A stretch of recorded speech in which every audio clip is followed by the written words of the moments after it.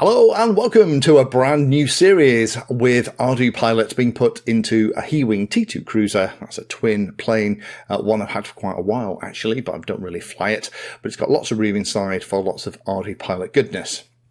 I did a series a while ago that was the Arduplane 2020 series, 5 years as I'm recording this. Needs a bit of an update, although 85-90% of the steps are going to be exactly the same as when I did that last series. And I've done lots and lots of Arduplane things on the channel, so do check them out, including things like with ArduHeli and other stuff too. Now this series is going to show you all of the steps. So if you've never set up Arduplane before and you're interested in being shown every single step that you go through to get to the end and have it all work, then this is going to be the place for you. Or maybe if you've set up Arduplane or Arduplane recently in the last 2 or 3 years, but haven't done it in a little while, this is going to be a great refresher so you know what to do. I am going to be doing it on a QPilot Orange Plus. I need to say a massive thank you to Ben and the team there at 3DXR. They've supplied the orange cube, also the carrier board and the HEER for GPS that I'm using as part of this build. I'm using those because I want a professional grade setup for some of the stuff that I would then want to do further on. I've got some plans for this setup once it's all built to kind of tweak around with stuff. However, as part of this series, because lots of you have asked, I'm also going to show you how to flash Arduplane onto a SpeedyBee F405 wing that you could use in place of that more expensive professional grade hardware if you are doing this on a budget. So there's quite a few videos already shot as I'm recording this. So we have this introduction, we have flashing and setting up the cube, we have flashing and setting up a SpeedyBee wing F405, then we have installing into a plane, adding FPV, how to maiden, how to tune, as well as some extra little bits and pieces as well. There's going to be a link down below along with time codes for everything, so that if you are interested in one piece you can zoom to it. However, my recommendation would be, if you're new to all this stuff, just watch it. Start at the beginning, make yourself a big cup of coffee, get comfortable and watch the whole thing. If you follow every single step that I'm about to show you, you'll get to the end and it'll work the same.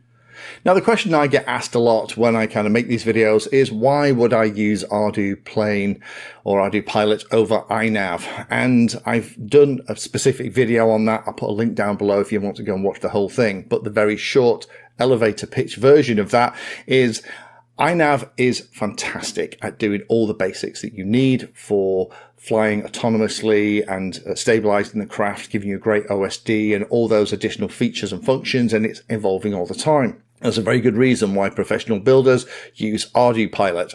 It provides incredibly silky smooth flying. And in terms of supporting the open source stuff, so this time we're going to use ExpressLRS, I'll put WalkSnail in it, those kind of things. It's much better at supporting that stuff too. So for me, most of the builds that you'll see on the channel that I use for my own personal flying are going to be iNav, because to be blunt, I can set those up quite quickly. With Arduplane, I tend to put those in models where I either have a little bit more money involved, or they're potentially ones that I need to kind of add some of that professional stuff on, and I want a platform to test it out. Why would you choose it? Well, I think if you want to get into more detail, I would watch that video that I've just talked about. Again, I'll put a link down below. But for me, I would use it for larger, more expensive aircraft. I would use it for VTOL aircraft, because VTOL and Arduplane with quad plane is something that's much more evolved, sophisticated and well tested than the version currently in iNav. But also support for things like pan, tilt and zoom cameras. Those kind of bits and pieces are really well supported in Arduplane with both Ethernet, CAN bus and other systems that go inside planes that you don't typically tend to get involved with more simple hobby grade builds using stuff like iNav. So thank you for watching this first video in the series. There's lots of videos already in there that you can start to watch now using the link for the playlist. Hopefully it will help you understand how to set this up. It isn't particularly tricky, but if you have any questions or comments, do pop them on the videos down below. There are going to be time codes on all the videos, so if you're trying to rewatch and trying to get back to a bit as you try and do it on the bench and follow along, you can quickly find that piece. So best of luck. Let's get into the first video where we go through all the separate pieces. Thank you for watching my video. Check out the playlist, and adding Painless 360 to your search terms will help you find my content. If you haven't done so already, please hit the like and subscribe button. It helps a lot.